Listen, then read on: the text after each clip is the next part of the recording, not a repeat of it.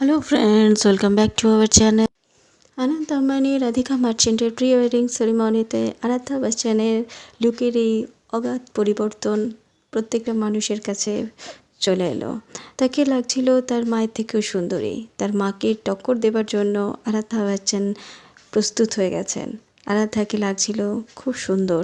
তার hair style change হয়ে গেছে, তার পরিষ্কার মুখমণ্ডল প্রত্যেকের কাছে ভেসে উঠেছে, তার সুন্দর মুখটা আরও স্পষ্ট হয়ে গেছে। এই ফাংশনে আরাধ্যা গোলাপি সাদা রঙের একটি লেহেঙ্গা পরেছিলেন, যাতে তাকে খুব সুন্দর লাগছিল। একটা ইয়াররিংস আর একটা সামান্য হার পরে তাকে আরও সুন্দরী লাগছিল।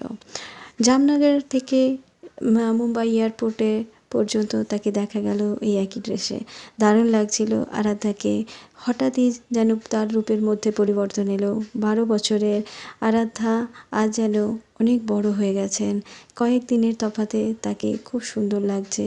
তার রূপের মধ্যে যে পরিবর্তন এসেছে তা স্পষ্ট হয়ে গেছে সকলের সামনে।